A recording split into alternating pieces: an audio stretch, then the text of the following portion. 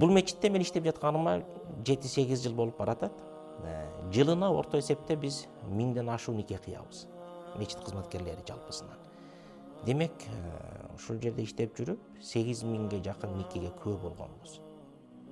Ошол нике кыйып жаткан учурда биз муфтия тарабынан берилген тартип эрежелер боюнча жаштарга болушунча туура, түшүнүктүү, ар бир тараптын милдетин, укугун айтып туруп, анан нике кыябыз.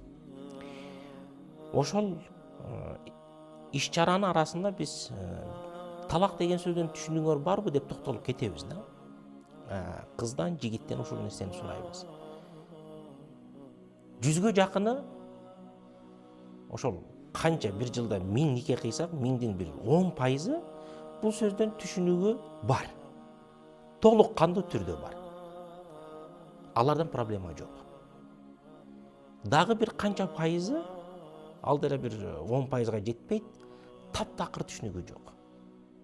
Алардан дагы проблема жок. Бул сөздү туура билген, анан билбеген адамдан проблема болбойт. Колдонбойт бул сөздү.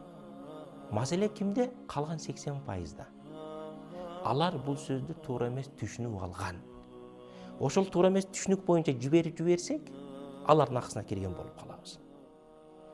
Эртең күнү ушулар өздөрү өкүнүп келип калбашы үчүн туура эмес түшүнүктөрүн тууралап, түздөп айтып койгонубуз Кыргызстандын келечеги үчүн бул жакшы нерсе. Ошол себептерден улам жакынкы күндөрдө Кудайым буйрса, үй бүлө институту долбоорубузду ишке ашырабыз. Ал жерде кантип туура шерик, туура жар тандайбыз, кантип бактылуу жашаганга аракет кылабыз, эмнелерди кылышыбыз керек, эмнелерден тыйылышыбыз керек боюнча кенен